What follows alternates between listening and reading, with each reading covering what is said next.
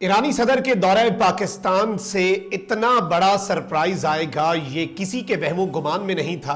पाकिस्तान और ईरान तो एक है, लेकिन अब ईरान ने सऊदिया, कतर, तुर्की और मिस्र को भी दावत दे दी है और एक गैर मामूली ऐलान पाकिस्तान के वजीर आजम ने भी किया। इसराइल और अमेरिका की रेड लाइन ईरान का बैलिस्टिक मिसाइल प्रोग्राम। पाकिस्तान ने अपना वजन ईरान के पलड़े में रख दिया है, पोजीशन ले ली है और इसके साथ ही साथ ईरान ने भी एक कदम आगे बढ़कर मुस्लिम नेटो की हिमायत कर दी है।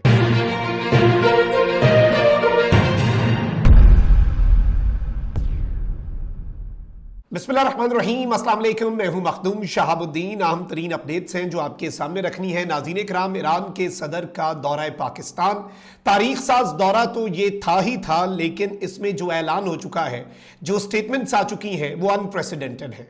और जो इस्तकबाल दिया गया ईरान के सदर का जंग के बाद और जंग के दौरान भी, वो खैर किसी और मुल्क नहीं गए, सबसे पहले पाकिस्तान का दौरा करना बहुत इंपॉर्टेंट। फिर पाकिस्तान ने जो प्रोटोकॉल दिया, प्राइम मिनिस्टर और प्रेसिडेंट रिसीव करने गए और वहीं पर उन्हें 21 तोपों की सलामी और उनके जहाज को अपने हिसार में लिया हमारे फाइटर जेट्स ने। और फिर जब वो लैंड किए तो उन्हें फाइटर जेट्स ने भी सलामी दी, फ्लाई पास्ट उन्होंने विटनेस किया।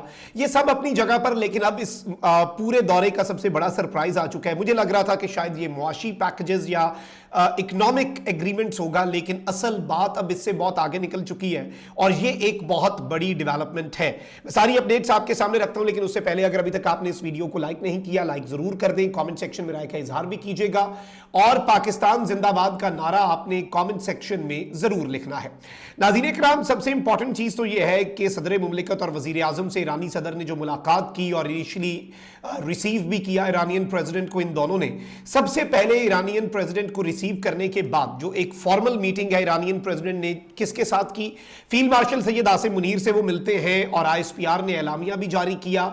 इसमें इलाकाई पेशरफ्त और अमन इक़दाम पर तबादला ख्याल हुआ। मुज़ाकरात के फ़रोग में पाकिस्तान के तामीरी और जिम्मेदाराना किरदार और कशीदगी में कमी और इलाकाई इस्तेहकाम के लिए पाकिस्तान के किरदार को ईरान के सदर ने सराहा।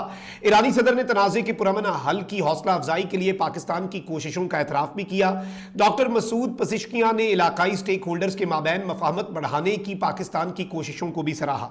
अब इस लाइन को मैं 2 दफ़ा दोबारा पढ़ूंगा क्योंकि ये ईरान के सदर के ऐलान के साथ मैच करती है जो बाद में हुई।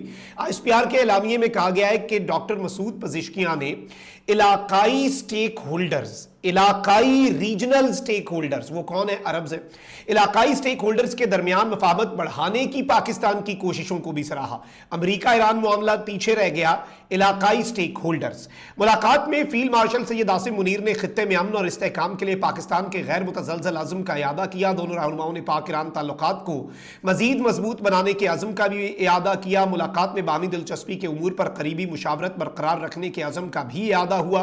अब ये जो दौरा है, इसके दौरान सबसे पहले फील्ड मार्शल से पहले मिले, फिर अलग से ईरानियन प्रेसिडेंट जो है वो सेरेमोनियल था, प्रेसिडेंट आसिफ अली जरदारी से भी मिले, पाकिस्तान के प्राइम मिनिस्टर शहबाज शरीफ जो हैं उनसे भी मिले। अब जो एक ज्वाइंट प्रेशर होता है ना, ये बड़ा इंपॉर्टेंट होता है हेड्स ऑफ द स्टेट्स का। एक तरफ शहबाज शरीफ थे, एक तरफ ईरानियन प्रेसिडेंट, और ये जो ज्वाइंट प्रेस कॉन्फ्रेंस या ज्वाइंट खिताब होता है, ये जो स्टेट विजिट्स हैं उनकी एक, आप कह लें कि क्रक्स यही होता है। और इसके अंदर मुझे अब ये नहीं समझ आ रही मैं क्या कहूं कि ईरान ने बड़ा सरप्राइज दिया या पाकिस्तान ने। अच्छा, ईरान के हवाले से याद रखिएगा, ईरान के न्यूक्लियर प्रोग्राम के साथ साथ ईरान के बैलिस्टिक मिसाइल प्रोग्राम के हवाले से बड़ी तशवीश पाई जाती थी। इनिशियली इसराइल तो आज भी कहता है कि ईरान के पास बैलिस्टिक मिसाइल नहीं होने चाहिए, और अमेरिका जो है उसके भी वॉर ऑब्जेक्टिव्स में सिर्फ ईरान का ये न्यूक्लियर हथियार से दस्तबरदारी नहीं था, ईरान अपने बैलिस्टिक मिसाइल प्रोग्राम को तर्क कर दे, ये भी एक अमेरिका का मुतालबा और अमेरिका का एक वॉर ऑब्जेक्टिव, जंग का अमेरिका का एक ऑब्जेक्टिव था। लेकिन अब सिचुएशन बड़ी इंटरेस्टिंग हो चुकी है नाज़रीन किराम, और 2-3 चीजें हैं जो इस वक्त समझने वाली हैं। सबसे पहले तो मैं आपको यह बता दूं कि सबसे इंपॉर्टेंट चीज, पाकिस्तान के वजीर आजम जो हैं उन्होंने इस बैलिस्टिक मिसाइल प्रोग्राम के हवाले से न्यूट्रल ना रहकर एक वाज़ेह और दो टोक स्टेटमेंट दे दी है। और वजीर आजम शहबाज शरीफ ने ईरान के बैलिस्टिक मिसाइल प्रोग्राम के हवाले से बात करते हुए कहा कि बैलिस्टिक मिसाइल के हवाले से दोहरा म्यार नहीं होना चाहिए। वजीर आजम शहबाज शरीफ और ईरान के सदर मसूद पज़ेश्कियां की मुश्तरका प्रेस कॉन्फ्रेंस करते हुए जो वजीर आजम ने कहा कि बैलिस्टिक मिसाइल का मामला मुज़ाकराती एजेंडे का कभी हिस्सा नहीं था।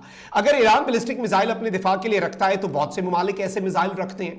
अगर ईरान को रोका जा रहा है तो फिर हर मुल्क के ऊपर पाबंदी होनी चाहिए। जैसे आप अब कहते हैं कि कोई और मुल्क न्यूक्लियर हथियार ना हासिल करे, ठीक है जी, आपने एनपीटी, तो अगर आप एक मुल्क को बैलिस्टिक मिसाइल से रोकना चाहते हैं तो उसके मुखालिफिन के पास भी नहीं होने चाहिए।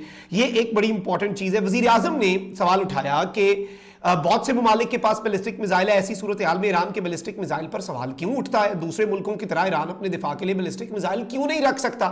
वजीर आजम ने कहा कि बाज़ अनासिर अमन के लिए काविशों को सबूताज करना चाहते हैं। वो कौन है? आप सबको पता है। पाकिस्तान इसका अमरीका को भी एहसास दिलाता रहा है कि कौन अमन को सबूताज करना चाहता है। और फिर प्राइम मिनिस्टर ने कहा कि हमारा और ईरानी सदर का पुख्ता अज़्म है कि हम इस मुआहदे को खराब करने वालों के सामने आहनी दीवार की तरह खड़े हो जाएंगे। अब इस मुआहदे को खराब करने वालों के सामने पाकिस्तान भी दीवार बनेगा। अमन दुश्मनों की साजिशें नाकाम बनाने के लिए हम आहनी दीवार की तरह खड़े हैं। वजीर आजम ने कहा कि यकीन दिलाता हूं कि हम ये आम किरदार अदा करते रहेंगे, हम पायदार मुआहदे तक अपना किरदार अदा करेंगे। हम ईरानियों के अज़्म को खिराज तहसीन पेश करते हैं। जंग बंदी और MOU में फील्ड मार्शल ने अंत तक मेहनत की। अल्लाह बेहद मेहरबान है जिसने हमें यह कामयाबी अता की। हमने कहा था कि इस जंग को रुकवाने के लिए हमसे जो हो सका हम करेंगे। वजीर आजम ने कहा कि हम ईरान के साथ हर शोबे में ताउन को फरोग देंगे। ईरान जल्द एक बड़ी मईशत बनेगा। हम हमेशा के लिए दोस्त और भाई हैं। दुनिया में दोहरा म्यार नहीं होना चाहिए। ईरान की कामयाबी हमारी कामयाबी है और ईरान की नाकामी हमारी नाकामी है। यह भी एक बड़ी इंपॉर्टेंट स्टेटमेंट है। वजीर आजम ने कहा कि कतर के अमीर और वजीर आजम ने इस अमन इकदाम के लिए भरपूर हिमायत की। सऊदी वली अहद और तुर्की के सदर एर्दोआन ने पाकिस्तान के अमन इकदाम की हिमायत की। वजीर आजम ने कहा कि ईरान के सुप्रीम लीडर मुश्तबा खामनाई के लिए मैंने नेक तमन्नाओं का इजहार किया है। फिर एक तो ये जो बैलिस्टिक मिसाइल वाली पोजीशन है ये कोई और मुल्क नहीं लेता और इस पर अब देखना है कि इसराइल कैसे आग बगूला होगा, क्योंकि इसराइल की ये रेड लाइन रहा है बैलिस्टिक मिसाइल और पाकिस्तान ने कहा ये ईरान का हक है। अब ईरान के सदर ने भी एक बड़ा सरप्राइज दिया। आपको पता है कि ऑलरेडी सऊदीया, तुर्की, पाकिस्तान और इजिप्ट और अब कतर भी उसमें शामिल हो रहा है। एक मिलिट्री अलायंस की तरफ चीजें जा रही हैं। पाकिस्तान और सऊदीया के दिफाई मुआहदे का ईरान ने खैर मकदम किया था पिछले साल, ये याद रखिएगा। ईरान खुश था कि ये अच्छा हुआ है कि अमेरिका पर सऊदीया की रिलायंस जो है वो कम हुई है।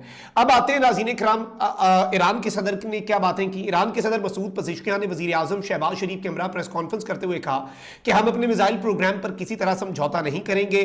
ईरानी सदर ने कहा कि वजीर आजम और फील्ड मार्शल की अमन कोशिशों को सराहते हैं। अमन अमल के लिए कतर, तुर्की, सऊदी अरब, मिस्र के क़यादत और दोस्त मुल्कों के शुक्रगुजार हैं। पाकिस्तान और ईरान के ताल्लुकात मुनफरिद नौयत के हैं। दोनों मुल्क मुश्तरका मुस्तकबिल और मंजिल के शराकतदार हैं।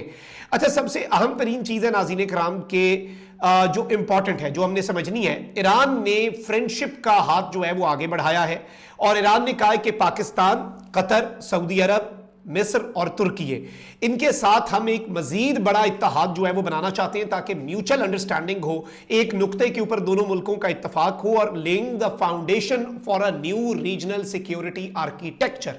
खित्ते के अंदर एक नया सिक्योरिटी का आर्किटेक्चर और एक सिक्योरिटी अलायंस बनना चाहिए। और इस सब के अंदर अहम चीज यह है कि अब आलमी मीडिया और आलमी मुबस्सिर इसके ऊपर क्या तजिया कर रहे हैं कि the Muslim Umma is back, यानी मुस्लिम इत्तेहाद की बात हो रही है। सऊदिया, कतर, पाकिस्तान, मिस्र, तुर्की, ये अगर एक इत्तेहाद बनाएं और इसमें ईरान को भी शामिल कर लिया जाए, ईरान के साथ भी इसमें अगर कोई डील कर ली जाए तो ये एक गेम चेंजर डेवलपमेंट होगी।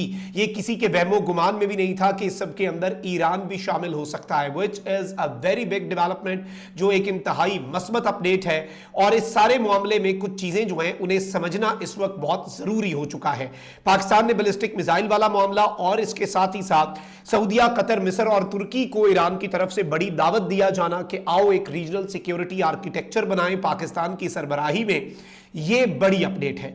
कमेंट सेक्शन में राय का इजहार भी कीजिएगा। अपना बहुत ख्याल रखें। अल्लाह निगहबान। पाकिस्तान जिंदाबाद।